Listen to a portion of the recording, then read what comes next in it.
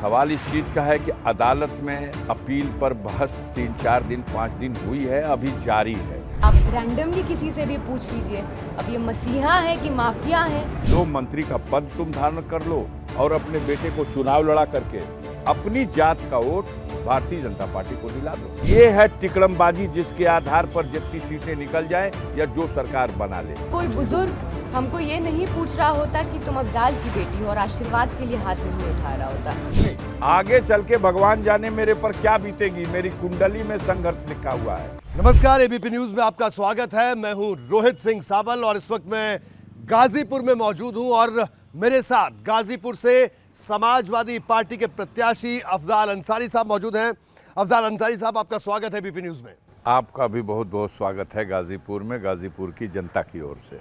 जी, तो अफजाल अंसारी साहब, एक बार फिर से 19 के बाद अब 24 में एक बार फिर से आप चुनावी मैदान में हैं। 19 में मैदान मार लिया था, इस बार की तैयारी कैसी है, पहले ये बताइए। ये तो जनता के द्वार हम लोग घूम रहे हैं और उनसे अपने पक्ष में मतदान करने की अपील कर रहे हैं। जी, अपनी उपस्थिति दर्ज करा रहे हैं, उनका विश्वास जीतने की कोशिश कर रहे हैं। लेकिन क्या बड़ा मुद्दा आपको लगता है अफजाल भाई इस चुनाव में, इस लोकसभा सबसे बड़ा मुद्दा यहाँ बना करके प्रधानमंत्री जी चले गए कि उन्होंने कहा मोदी जब तक जीवित है, जब तक ओबीसी का आरक्षण वो ख़त्म नहीं होने देंगे जी, और ना एससी एसटी का आरक्षण वो ख़त्म होने देंगे। इसकी वो गारंटी दे के गए हैं कि उनके होते हुए ये रिजर्वेशन ख़त्म नहीं होगा। जी, तो ये तो अच्छी बात है। अब इससे अच्छी कौन बात है, लेकिन सवाल ये है कि कहीं निकलेगी वैकेंसी तब तो रिजर्वेशन का सवाल आएगा। 10 साल में जब कहीं वैकेंसी निकली ही नहीं तो कहाँ ये रिजर्वेशन बचाएंगे? अग्निवीर योजना में या जो अडानी और अंबानी के कारखानों में अगर कोई भर्ती होगी, नियुक्ति होगी, तो उसमें कोई इसकी गुंजाइश है क्या कि वहाँ रिजर्वेशन दिलवा देंगे? सरकारी नौकरियां तो बंद पड़ी हैं, 10 साल हो गया। जी, तो अफजाल अंसारी साहब, इस बार का चुनाव, अगर हम गाजीपुर के इस चुनाव को देखते हैं, पूरे यूपी की हॉट सीट मानी जा रही है। पूरे देश भर में गाजीपुर के इस चुनाव की चर्चा है। यहाँ का परिणाम जो भी होगा वो पूर्वांचल की राजनीति में एक नया अध्याय लिखेगा, ऐसा भी कहा जा रहा है। और बीजेपी कह रही है कि इस बार हम नया अध्याय लिखेंगे। हाँ ठीक है, उनको उम्मीद पर दुनिया कायम है, उनको भी उम्मीद रखनी चाहिए। पूर्वांचल की जनता मन बना चुकी है जी, और पूर्वांचल की जनता ये जो लास्ट 2 चरण का चुनाव है,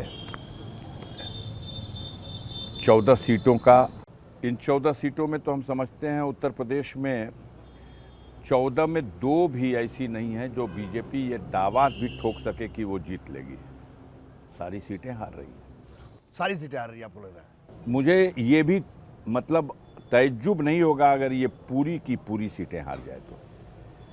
ऐसी हालात, ऐसी सूरत हाल बन चुकी है, क्योंकि जो पब्लिक के सरोकार का मुद्दा है जी, इस सवाल पर न मोदी जी बोल रहे हैं, न उनके पार्टी का कोई नेता बोल रहा है, न कोई कैंडिडेट बोल रहा है और न मीडिया इस पर बहस कर रहा है।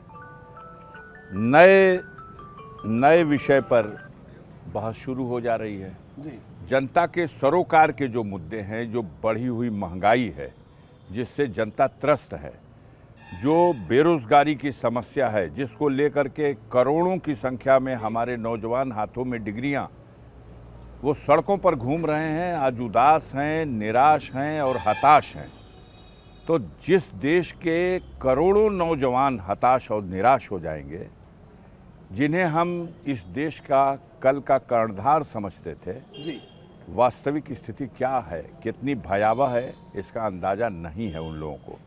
वो कभी इस सवाल पर चर्चा नहीं कर पा रहे हैं कि ये भयंकर भ्रष्टाचार, चोरी, बेईमानी, घूसखोरी जैसे लग रहा है कि सरकारी तंत्र के सिस्टम का कोई अंग बन चुका है।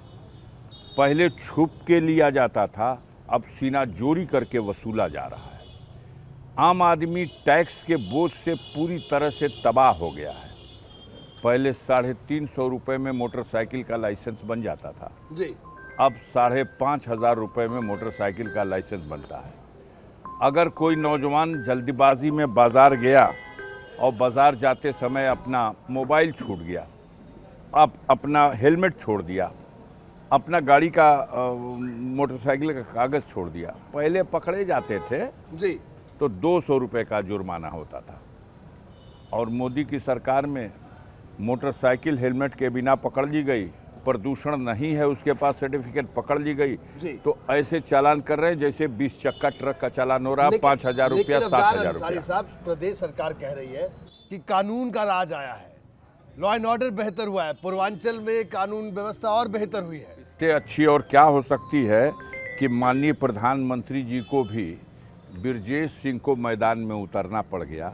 वो बनारस में मंच पर भारतीय जनता पार्टी के जिला अध्यक्ष के साथ मंच शेयर कर रहे हैं और प्रधानमंत्री के लिए वोट मांग रहे हैं। अब कानून व्यवस्था की कौन सी परिभाषा में बृजेश सिंह के वोट मांगने के लिए, वो भी प्रधानमंत्री के वोट मांगने के लिए, इसको कैसे फिट किया जाएगा? आप हमें समझा दिए, हम तो नहीं समझ रहे हैं। वहीं बैठ कर के BHU के हॉस्पिटल में आजीवन कारावास की सज़ा दे दिया न्यायालय ने। पहले दिया फांसी की सज़ा, अपील में हुआ आजीवन कारावास, लेकिन टिल डेथ, मर जाने तक, सुभाष ठाकुर को, जो दाऊद इब्राहिम का को अक्यूज्ड है, वो फतेहगढ़ जेल में बंद है। लेकिन सालों से BHU में एक पूरा ब्लॉक जो एयर कंडीशन ब्लॉक है, क्या तो उनका इलाज चल रहा, वो यहाँ आराम फरमा रहे हैं और वहीं से बैठ करके मोदी जी के चुनाव का संचालन हो रहा है। लेकिन कह रहे हैं कि आप पर भी मामला दर्ज है। हाँ, दर्ज है। आप पर गैंगस्टर का मामला लगा और अभी विचाराधीन है मामला, आप हाँ। राहत के लिए आप कोर्ट गए हैं। जी। और इन लोगों ने गैंगस्टर के उस मामले में पूरी तरह से ये षड्यंत्र करके कि मुझे ऐसी स्थिति में ला दिया जाए कि मैं चुनाव लड़ने लायक ही न रह जाऊं। हमारी सज़ा भी करा दिया। देश का कानून है जिसकी 2 साल से अधिक की सज़ा होगी, उसको सदस्यता भी रद्द हो जाएगी और चुनाव लड़ने के लिए अयोग्य घोषित कर दिया जाएगा। ये दोनों चीज़ें मेरे ऊपर हो गई। लेकिन मैं अपील में गया, हाई कोर्ट ने मेरी ज़मानत मंजूर की, फिर मैं सुप्रीम कोर्ट गया। सुप्रीम कोर्ट ने गाज़ीपुर ट्रायल कोर्ट के सज़ा के उस आदेश को मेरी अपील के निस्तारण तक के लिए उसे स्थगित कर दिया जी। और अपील के निस्तारण के लिए 30 जून की तिथि भी दे दी कि 30 जून तक इसको आप निस्तारित करिए। अब सवाल इस चीज़ का है कि अदालत में अपील पर बहस 3-4 दिन 5 दिन हुई है, अभी जारी है। कभी हमारा पक्ष बहस कर रहा, कभी सरकार का पक्ष बहस कर रहा, लेकिन अदालत के फैसले पर हम हिम्मत जुर्रत नहीं कर सकते कि वो फैसला क्या आएगा उसको पहले से बता दें। लेकिन मीडिया के साथियों को और हमारे विपक्षी पार्टी के नेताओं को कंफ्यूज करने के लिए जनता को ये एक अच्छा मुद्दा मिल गया है और वो लगातार बस इनकी तो हमसे भी पूछा जाता है कि अगर ऐसा हो गया तो क्या होगा जी। हमने कहा अगर मेरी कुंडली में संघर्ष लिखा हुआ है, अगर ऐसा हो जाएगा तो उस वक्त विचार किया जाएगा। तो आपने अपनी बेटी का भी नामांकन करवाया, निर्दलीय प्रत्याशी? हाँ, नुसरत अंसारी मेरी बेटी, बड़ी बेटी जो है जी। पहले तो उसको समाजवादी पार्टी के सब्स्टिट्यूट कैंडिडेट की हैसियत से नामांकन कराया जी। लेकिन मेन कैंडिडेट अफजाल अंसारी का जब पर्चा वैध हो गया तो सब्स्टिट्यूट कैंडिडेट का पर्चा अपने आप कैंसिल हो गया। उसका एक निर्दलीय कैंडिडेट की हैसियत से भी पर्चा दाखिल हुआ। अब निर्दलीय हैसियत से उसका पर्चा दाखिल होना ये चर्चा का विषय बना हुआ है। ठीक है, चुनाव लड़ रही है, एक तरह से उसकी ट्रेनिंग हो रही है, आगे पता नहीं क्या परिस्थितियां आएंगी। हम लोगों के साथ ये पूरी डबल इंजन की सरकार षड्यंत्र करने पे आमादा है। मेरे एक भाई को सदा और सर्वदा के लिए इस दुनिया से रुखसत कर दिया गया। मेरा और परिजनों का स्पष्ट आरोप है कि हम सुप्रीम कोर्ट में चिल्लाते रहे कि उनको यूपी की जेल से हटा के हिंदुस्तान की किसी जेल में रखिए और उनके मामलों का ट्रायल करिए। उत्तर प्रदेश की सरकार हलफनामा दाखिल करती रही कि पूरी सुरक्षा का प्रबंध है, परिंदा पर नहीं मार सकता, लेकिन आशंकाएं दुरुस्त साबित हुई। उनको खाने में जहर खिलाया गया और उसकी वजह से उनकी मौत हो गई। अब उसकी लीपापोती अपने ही जांच बैठा के और वो कर रहे हैं। हमारा ये कहना है कि वो किसी सीमा तक जा सकते हैं। हम अपने को अमर नहीं मानते। हमारा भी जिस दिन वक्त समय पूरा हो जाएगा हम भी नहीं रहेंगे, लेकिन इस संसार में जो सृष्टि का रचयिता है जी। वो ऐसा सिस्टम बना रखा है कि कोई भी जगह खाली होगी तो कोई दूसरा उस जगह को कवर करता है।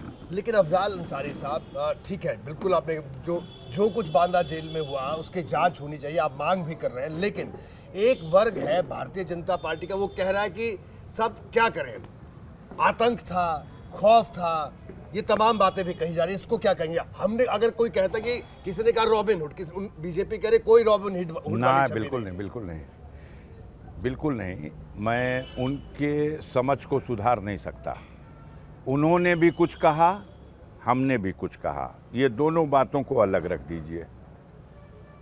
हमारे समाज की ये मान्यता है कि अगर कोई व्यक्ति इस दुनिया से अंतिम सफ़र पर जब चला जाता है तो उसकी जो तीर्थ यात्रा होती है, जो अंतिम यात्रा होती है, उस यात्रा से इस बात का बखूबी अंदाज़ा लग जाता है कि इस व्यक्ति में दुनिया में क्या कमाया था।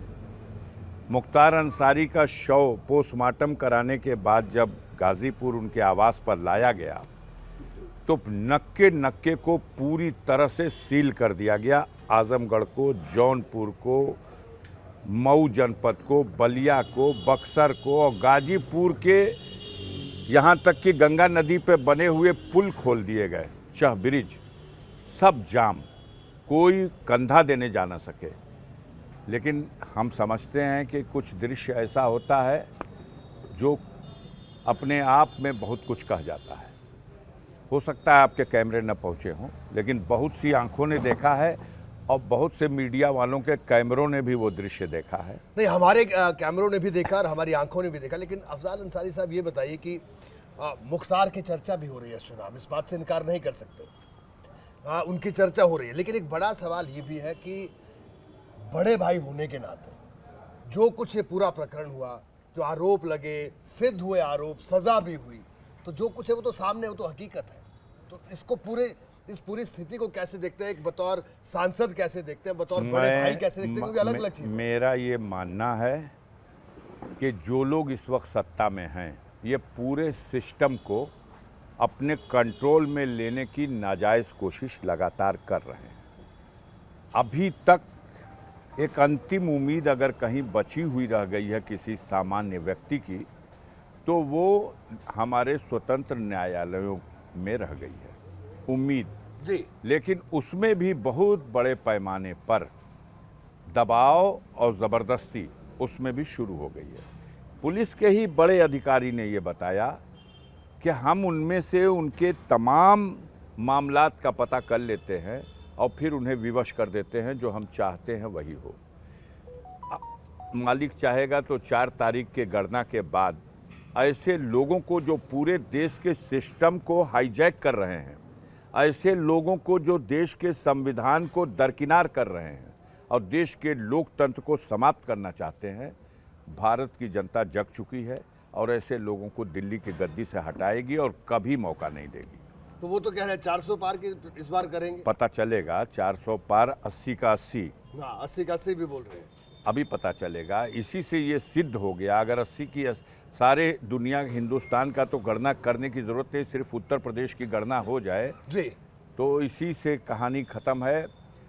मोदी जी का रथ दिल्ली नहीं पहुंच पाएगा। अफजाल अंसारी साहब, अगर हम गाजीपुर सीट की बात करें, देखिए बसपा इस बार अलग है, पिछली बार एक साथ चुनाव लड़ा। हाँ, ओम प्रकाश राजभर आपके पुराने मित्र हैं, पता नहीं अब भी मित्र हैं कि नहीं है, अब है या नहीं है, बल ये बता दीजिए। नहीं, वो रोज थोड़ी बदला जाता है मित्र। अच्छा, रोज नहीं अच्छा, पार्टी वो बदले लेकिन दोस्ती बरकरार है। नहीं, वो तो एक संबंध है जो है उनके लिए, मेरे दिल में तो है कदर उनकी जी।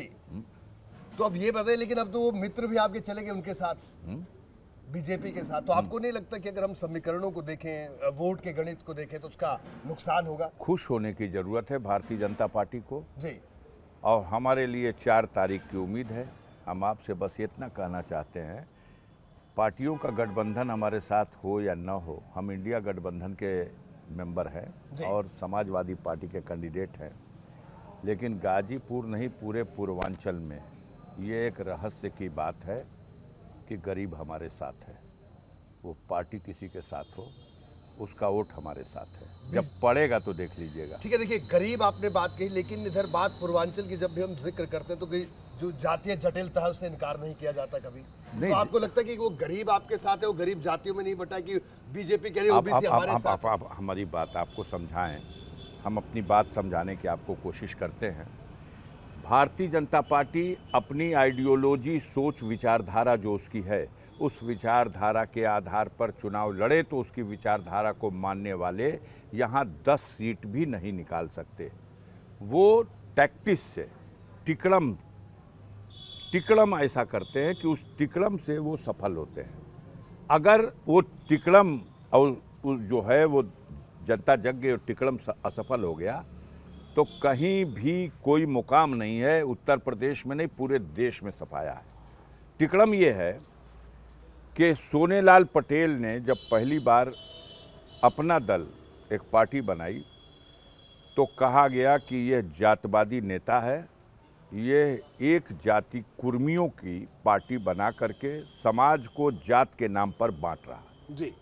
लेकिन सोनेलाल पटेल आज स्वर्गवासी हो चुके हैं, उनकी बेटी वो पार्टी चला रही है। तो आज उस बेटी को आओ हमारे मंत्रिमंडल की मेंबर बन जाओ, लो ये 2 सीट, अपने लोगों को चुनाव लड़ा लो, खुद चुनाव लड़ लो, एक और कोई लड़ा लो और अपने समाज का वोट हमारी भारतीय जनता पार्टी को दिला दो। हम मांगेंगे तो हमें नहीं मिलेगा, तुम मांग के हमको दिला दो। इसी तरह का यही पॉलिसी उन्होंने संजय निषाद, उनसे कहा, उनको पहले बुरा भला कहा गया, ये तो मछुआ समुदाय के लोगों की जात के आधार पर आधारित पार्टी है, जातवादी है और जात के नाम पर आरक्षण मांगता है, बड़ा गंदा आदमी है। लेकिन जब वोट लेना हुआ तो संजय निषाद तुम उत्तर प्रदेश मंत्रिपरिषद में मंत्री बन जाओ, बेटे को टिकट लेकर के और उसको एमपी बना दो। राजभर जी के साथ भी यही हुआ जी कि हो तो तुम जातवादी नेता और जमान से बहुत कुछ कच्चा पक्का कर चुके हो, लेकिन संकट में मेरी नाव है, लो मंत्री का पद तुम धारण कर लो और अपने बेटे को चुनाव लड़ा करके अपनी जात का वोट भारतीय जनता पार्टी को दिला दो। दारा, 1 मिनट और पूरी बात हो ले। दारा सिंह चौहान जो जनता में खारिज हो गए जी, लेकिन उसको भी मंत्री पद दे के कहा गया कि अरे भैया तू ले, तेरा फायदा हो रहा और तू अपने समाज का वोट दिला दे। केशव मौर्य विधानसभा के चुनाव में जनता ने खारिज कर दिया, लेकिन उत्तर प्रदेश में उसको डिप्टी सीएम बना करके कम से कम अपनी जात का तो वोट दिलाओ हम लोगों को। ये है टिकड़मबाजी, जिसके आधार पर जितनी सीटें निकल जाएं या जो सरकार बना ले। लेकिन अब यह ओबीसी क्लास जो है वो जग गया है, वो देख रहा है कि यह तो ऐसे लोग हैं जो आने वाले दिनों में देश के संविधान को ही हटा देंगे, देश में लोकतंत्र की व्यवस्था ही समाप्त कर देंगे। इसलिए नेता भले कुछ कहे, समाज तैयार नहीं है। और सबसे ज़्यादा जागरूक हुआ है तो हमारे देश में जो SC ST क्लास है, जो दलित वर्ग है, वो जागरूक उसने तो ठान लिया। मोदी जी को और उनके लेफ्टिनेंटों को यह भरोसा है कि 5 किलो अनाज करिश्मा करेगा, लेकिन उसको पता नहीं है कि गरीब 5 किलो अनाज तो अपनी मुर्गी को खिला देता है। 5 किलो अनाज से बच्चों का पेट नहीं पाला जा सकता। गरीब कहता है हमको अनाज नहीं चाहिए, हमारे बेटों को रोजगार दे दो, उनके पसीने की कमाई से हम रोटी खाएंगे, तो वो रोटी हमारे मान और स्वाभिमान को भी ठेस नहीं पहुंचाएगी। ठीक है, अफजाल अंसारी साहब, देखिए अगर देश भर की मैं लोकसभा सीटों को देखें तो गाजीपुर से आप इकलौते सांसद, और ये बात मैं कह भी रहा हूँ कि आपकी राजनीति को मैं बड़े करीब से देख रहा हूँ कई सालों से। आपने हिंदू मुसलमान की कभी राजनीति नहीं की, लेकिन आप पर, आपके परिवार पर बाहुबली होने का आरोप लगता रहा कि आप बाहुबल से चुनाव जीतते हैं, डरा के चुनाव जीतते हैं। इस पर क्या कहेंगे अफजाल अंसारी साहब आप? देखिए, मुख्तार अंसारी साहब दुनिया से चले गए, लोग नारा लगाते हैं मुख्तार अंसारी अमर रहे, और धरातल पर यह दिखाई दे रहा है कि इस चुनाव में आज भी वो खुद शरीर से उपस्थित नहीं है, लेकिन किसी पार्टी की चर्चा बिना उनका नाम लिए समाप्त नहीं हो रही है जी। इसी को कहा जाता है कि व्यक्ति अमर है, कि उसके न रहने के बाद भी बिना उसके चर्चा के किसी महफिल में कोई बात पूरी नहीं होती है। जहाँ तक मेरा सवाल है, हम हिंदू मुसलमान के नाम पर यहाँ की जो बात, समाज बांटा गया, दुनिया में कहीं बांटा गया होगा, लेकिन गाज़ीपुर की जनता धन्य है। हमारे पुरखों के समय का ये इतिहास है। हमेशा यहाँ की फ़िज़ा में एक मिली जुली खुशबू सूंघने को मिलेगी आपको, गंगा जमुनी तहजीब देखने को मिलेगी आपको। लाख बांटने की कोशिश किया जाए, बगल में बनारस है और दूसरी तरफ गोरखपुर है जी। कितना भी फ़िज़ा में जहर घोला जाए, यहाँ पर जो भाईचारा है, इस भाईचारों को तोड़ा नहीं जा सकता। इस भाईचारे को 10% लोग इस भाईचारे से जलने वाले हैं। लेकिन आप इसे भाईचारा कह रहे हैं और को कह रहे हैं कि तो डर के मारे भाईचारा है, बाहुबली है आप लोग। अब ये देखिए, अब से क्या हम आपको सफाई दें। हटो ज़रा सा सामने से, ये गाड़ी है हमारी खड़ी पजेरो जी। आप हिंदुस्तान में किसी एमएलए की भी गाड़ी दिखा दिए, मैं तो सांसद सदस्य हूँ जी। जो 2012 मॉडल की गाड़ी में 13 साल पुरानी गाड़ी में सफ़र करता हूँ। जी। ये देख लीजिए जी। मेरा रहन सहन, मेरा तौर तरीका, मेरा घर द्वार। आप पहले भी आए हो इंटरव्यू करने, विधानसभा के चुनाव में देख गए थे जी। आप देख लीजिए। कुछ लोगों को तरद है।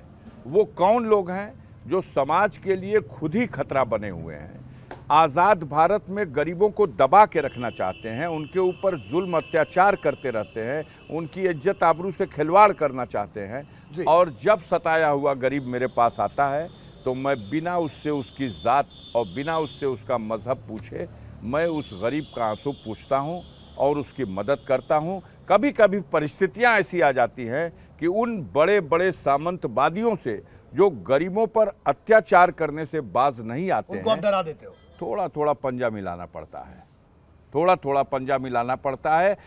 ये गरीब की रक्षा के लिए, अपने लिए नहीं, गरीबों की रक्षा के लिए, उसके मान सम्मान की रक्षा के लिए। और ये तो कानून हाथ में लेने की बात हो गई। नहीं, कानून हाथ में नहीं, हम तो कह रहे हैं कुछ देवी देवता ऐसे होते हैं जिनको गुलाब का फूल सुंघाया जाता है, और कुछ देवी देवता ऐसे होते हैं जो ढेलहवा बाबा कहे जाते हैं, वहाँ 5 ढेला फेंकने से वो खुश होते हैं।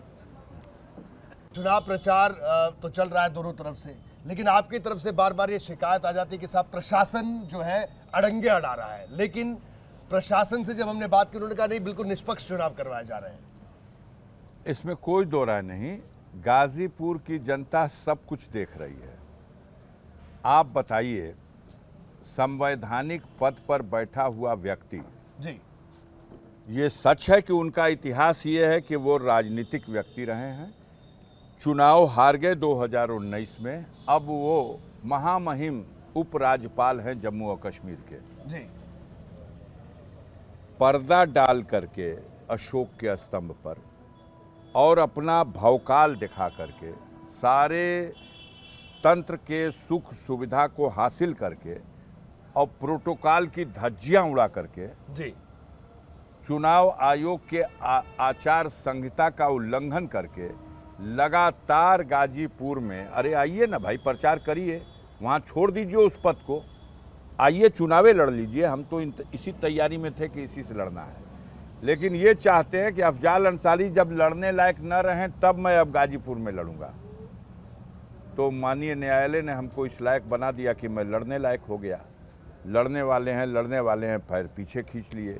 फिर आया कि बेटा लड़ेगा। अब बेटा लड़ेगा, प्रचार भी बहुत हुआ कि उनको लड़ाएंगे जी। किसी वजह से बेटे को भी कदम पीछे खींच लिए। अब अपने एक सहयोगी को, जो बिल्कुल उनके एक अंग के तरह से हैं जी, उनको चुनाव मैदान में लाए हुए हैं।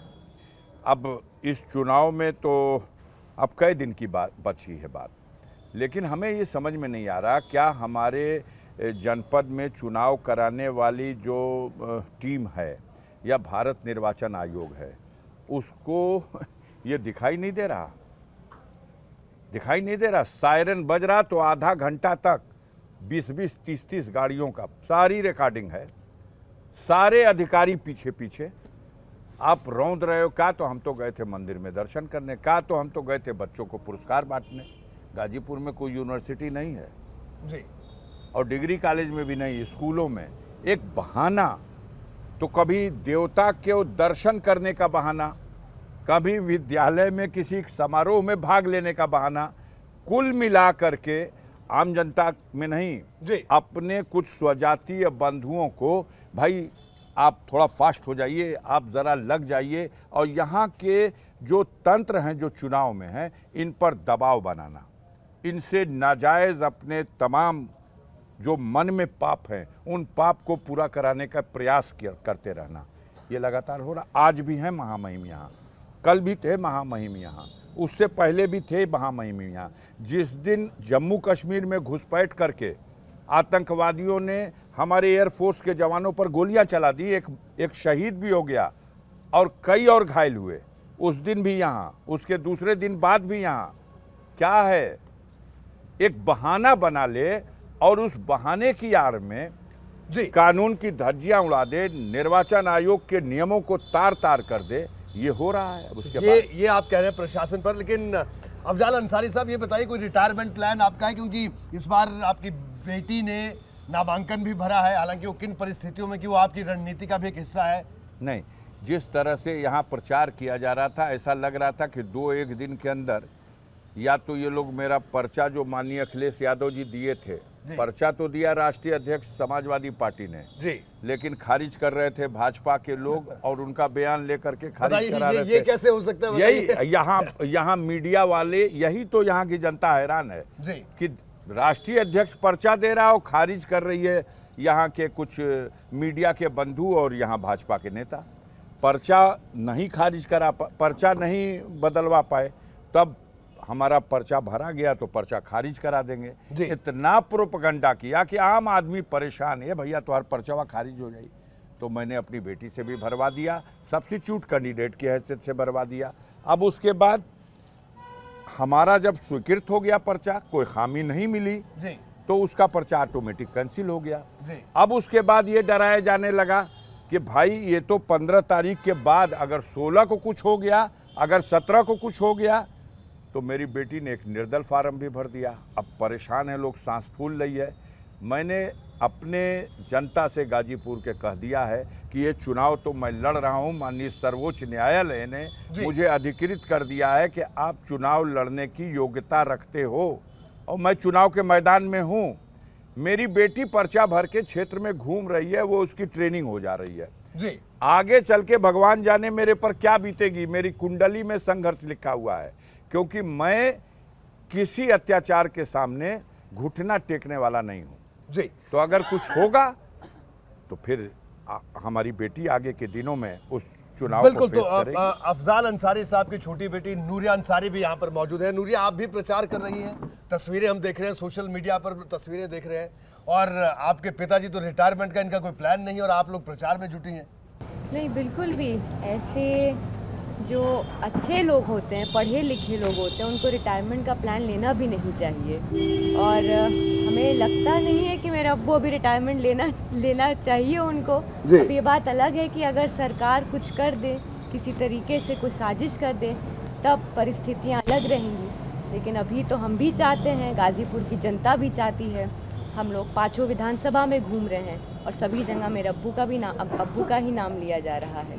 तो क्या बात आती है इसमें रिटायरमेंट की? फिर अफजाल भाई, ये तो पूरी तरह से ट्रेंड है। मुझे तो लगता है आपको पर्चा भरवा देना चाहिए था इनका भी। नहीं, पर्चा भरना, और ज़रूरत पड़ेगी तो समाज की सेवा में खड़े रहना, यह हमारे पुरखों के समय से होता रहा है और हमारी नस्लें भी करती रहेंगी।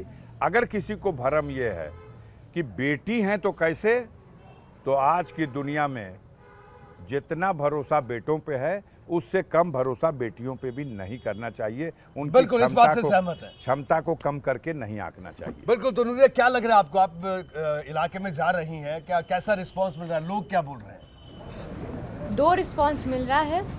पहला रिस्पांस तो गुस्सा बीजेपी के खिलाफ, और दूसरा रिस्पांस बहुत सारा प्यार, बहुत सारी दुआएं तो हम लोग के साथ। बीजेपी तो कहते हैं कि आपके पापा डराते हैं लोगों को, बाहुबली कहते हैं इनको। अरे, कहने को तो वो बहुत कुछ कहते हैं। कहे थे कि 2 करोड़ नौकरी भी देंगे, कहे थे कि गरीबी भी हटाएंगे, कहे थे कि बेरोजगारी हटाएंगे। तो अब वो जो कहना चाहे कहें, असलियत क्या है वो धरोतल में पता है लोगों को। आप रैंडमली किसी से भी पूछ लीजिए, अब ये मसीहा है कि माफिया है या किसी से भी पूछ लीजिए, वो बता देंगे आपको यहाँ पे क्या असलियत है। जब गांव में घूमो और बूढ़े बुजुर्ग, हम सिर्फ नौजवानों की बात नहीं कर रहे हैं, जब हम बुजुर्गों को देखते हैं उनके आंखों में आंसू रहता है, उनके हाथ काँप रहे होते हैं और वो सिर्फ यही कहते हैं अफजाल की बेटी हो। तो मेरा पहचान है कि अफजाल की बेटी हो। तो अगर ये माफिया होते तो कोई बुजुर्ग हमको ये नहीं पूछ रहा होता कि तुम अफजाल की बेटी हो और आशीर्वाद के लिए हाथ नहीं उठा रहा होता, वो किवाड़ी बंद करके छुप जाता। तो जवाब आप खुद निकलेंगे गाजीपुर में, गाजीपुर के ग्रामीण क्षेत्र में जाएंगे तो जब आप ये सुनते हैं तो एक गर्व का अनुभव होता है, प्राउड फीलिंग जरूर होती होगी। गर्व होता है और बहुत नॉस्टैल्जिक फीलिंग आती है। उस वक्त लगता है कि मेरा अब्बू जिस मुकाम पे हैं अभी, उन्होंने कितनी मेहनत करके इस मुकाम पे पहुँचे हैं, कितनी शिद्दत से पहुँचे, उनकी ईमानदारी कितनी रही है। और एक वो आइडल फीलिंग आती है कि हम लोग को भी उसी तरीके से रहना है, उसी चीज़ को, उसी थ्रेशोल्ड को मीट करने की कोशिश करनी है। जी बिल्कुल। नूरिया, एक बात बताइए कि संभावनाएं हैं, देखिए मतलब बड़ा हाइपोथेटिकल क्वेश्चन है वैसे तो, एक चर्चा जो है जिसका जिक्र अफजाल अंसारी साहब ने भी किया कि कोई परिस्थिति आती है, आपकी बड़ी बहन ने भी पर्चा भरा है, तो आपको नहीं लगता कि बड़ा मुश्किल होगा, सिंबल अलग होगा, लोगों तक ये मैसेज पहुंचाना, ये कैसे पहुंचेगा? देखिए, जैसा कि अब्बू अभी बता भी रहे थे कि ये कोई गाज़ीपुर की जनता जो है वो पार्टी देख के वोट नहीं करती है, वो इंसान देख के वोट करती है। तो अब्बू की जो छवि रही है यहाँ पे, जो काम किया है, जिन गरीबों की मदद की है हमेशा, वो जानते हैं कि अगर गॉड फॉरबिड ऐसी कोई परिस्थिति आ जाती है तो उनको किसका साथ देना है, वो हमें बिना बोले ही हो जाएगा। तो ये आपकी टीम है, आप सब लोग दिन भर साथ प्रचार करने जाते हैं? जी जी बिल्कुल, ये हमारी पूरी महिला की टीम है। जी। हम आपसे इंट्रोड्यूस भी कराएंगे। जी। ये विभा पाल जी हैं, ये महिला अध्यक्ष हैं, जिला अध्यक्ष हैं। ये बिंदुबाला बिन जी हैं, वीणा यादव जी हैं, ये हमारे साथ 2019 के भी चुनाव में साथ थी। कंचन रावत जी हैं और ये धन्नो जी हैं। तो एक पूरी महिलाओं की टीम चलती है और पता चलता है कि महिला विंग में कितना जोर है। तो ये तो एक अच्छे नेता की पहचान ही होती है कि एक अपने साथ के वर्कर्स का एक का नाम याद रखना। तो खैर, आपको शुभकामनाएं, आप प्रचार कर रही हैं और जिस शिद्दत के साथ काम कर रही हैं, और आपका जो तरीका बीइंग यूथ और एक महिला होने के नाते जो प्रचार कर रही है, काबिल तारीफ है। इस बात की मैं ऑन रिकॉर्ड ये बात कहूँगा। लेकिन हाँ, इतना ज़रूर है कि पिताजी आपके चुनाव लड़ रहे हैं, लेकिन अगर आपको खुद भी चुनाव लड़ना पड़ जाए तो लड़ लीजिएगा। ये हमारी तरफ से एडवाइस है मुफ्त में। अफजाल अंसारी साहब, अब आखिर में आते हैं, तो ये बताइए, कोई 1985 और आज 2024 कितना अंतर आया? आज 1985 की चुनौती बड़ी थी या 2024 की चुनौती बड़ी है? 1985 में अभी जो कमज़ोर और गरीब तबका था और असंगठित क्षेत्र का जो मज़दूर था, वो अभी अपने हक हिस्से के लिए संगठित होकर खड़ा होना जानता ही नहीं था। शुरू में जब हमने काम शुरू किया था तो बहुत मुश्किल था, लेकिन अब हमें बड़ा संतोष है कि आज शिक्षा की वजह से गरीबों में भी अपने मान सम्मान की रक्षा करने का एक जज्बा पैदा हुआ है और सदियों से हो रहे समाज में उनके साथ जो अन्याय है उसके खिलाफ वो संगठित हो सकते हैं और अपने अधिकारों को प्राप्त करने का प्रयास भी कर सकते हैं। थोड़ा गाइड करने की बस ज़रूरत होती है। तो आज जो गरीब तबका है, माँ और बाप हो सकता है हसुआ लेके खेत में कटिया करता हो, लेकिन आज उसका बेटा जो है वो शिक्षा के क्षेत्र में अपने परिवार के लिए मुकाम हासिल कर रहा, कंपटीशन के माध्यम से अपने लिए जगह बना रहा है और समाज में अपनी प्रतिष्ठा, अपने परिवार की प्रतिष्ठा को स्थापित कर रहा है। अंतर ये हो चुका है। लेकिन एक बात बस कहेंगे आपको, जो हमने अपने 50 साल के जीवन में देखा, गरीब पैसे से, धन दौलत से गरीब हो सकता है, लेकिन ईमान का इतना मजबूत होता है कि जो उसका साथ दिया है संकट की घड़ी में, वो उसका साथ किसी कीमत पर छोड़ नहीं सकता, सर कटा सकता है। मेरे राजनीति की जो जड़ है वो यही है।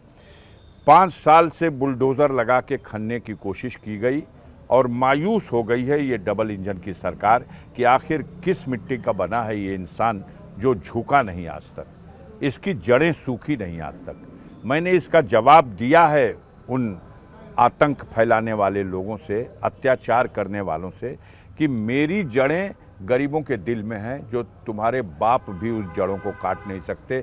जिस दिन गरीबों के दिल से अफजाल अंसारी की पहचान कमज़ोर हो जाएगी, उस दिन मैं राजनीति से संन्यास ले लूँगा। अफजाल अंसारी साहब, आपका बहुत बहुत शुक्रिया बीपी न्यूज़ से बात करने के लिए। थैंक यू सर, आपका भी बहुत शुक्रिया कि आप इतने इंटीरियर में आए हम लोगों को इंटरव्यू करने के लिए। तो अफजाल अंसारी साहब हमारे साथ मौजूद थे, जिन्होंने बड़ी बेबाकी से तमाम मुद्दों पर बात की। और सबसे बड़ी बात, अफजाल अंसारी इस बार भी दावा कर रहे हैं कि वो जीत दर्ज करेंगे। और उनका ये कहना है, उस पूर्वांचल की धरती पर जहां के बारे में हम ये कहते हैं कि जातीय जटिलता है, उनका ये कहना है कि गरीब की कोई जाति नहीं होती। कुल मिलाकर मुकाबला दिलचस्प है, लेकिन दावे दोनों तरफ से हो रहे हैं। ऐसे में 4 तारीख का इंतजार जरूर करना होगा।